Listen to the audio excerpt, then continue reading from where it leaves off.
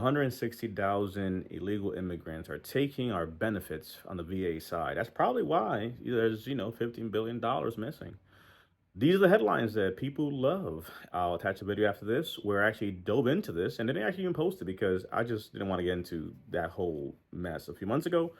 But here we go again. Comments like this have to respond to because ignorance, sadly, is rearing its evil head and people are showing their point of contact.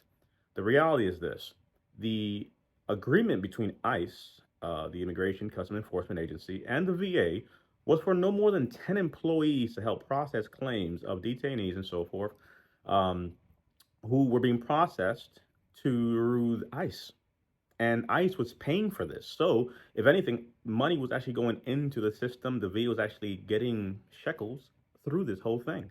So, the fact of the matter is, this has nothing to do with illegals. This has everything to do with the fact that they just need more money because they're spending more. The end. No room for racism and ignorance uh, that we're sadly seeing these comments because you saw someone say a thing or you're assuming a thing, but you just do not know. So if you actually want to know and give a damn about details, stick around and watch the rest of this video where I actually show it to you since I didn't post it before. House GOP lawmakers attacked VA for processing medical claims for illegal immigrants.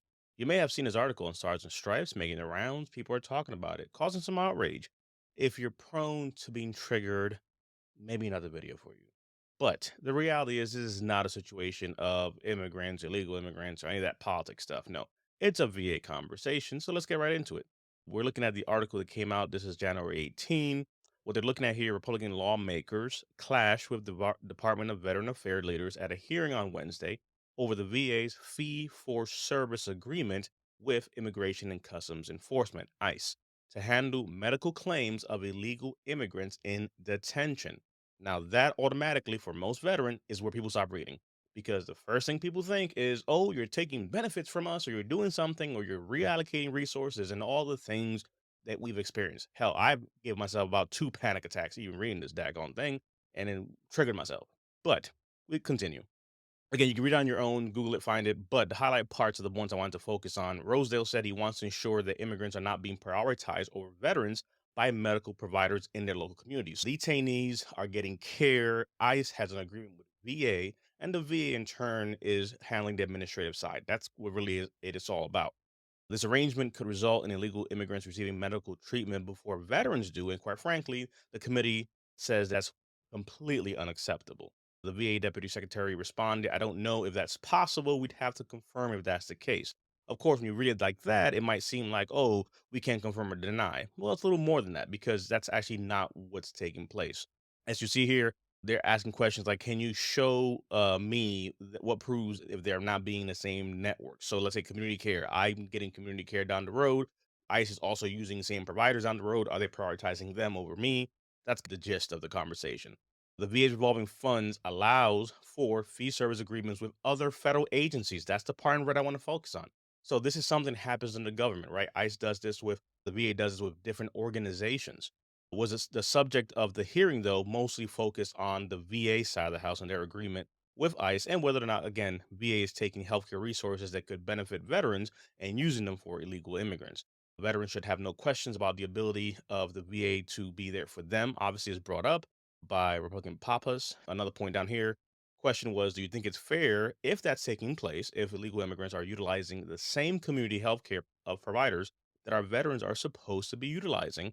And are they keeping our veterans from receiving their care? Do you think that's fair? Rife responds back, not the VA that has a responsibility for coordination of said care.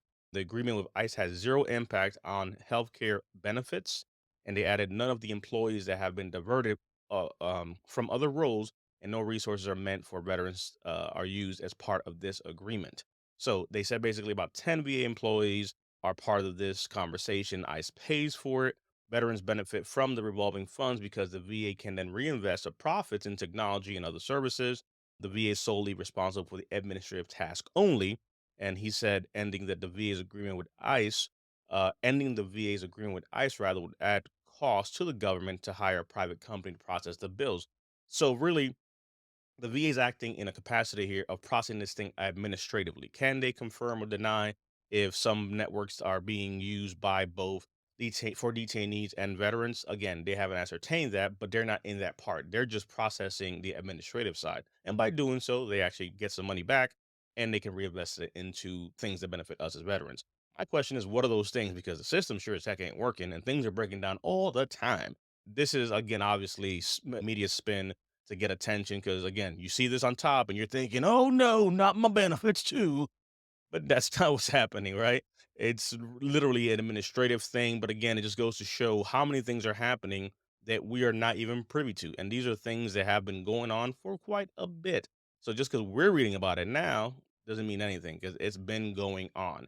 So just something to consider as far as this topic. What do you think? Do you think that the VA should be involved in the administrative processing of care for others in any shape, fashion, or form, even if it's 10 employees, because some would say, look, I don't care. Everything we have, all hands on deck for the vets. What do you think? See you in the comments.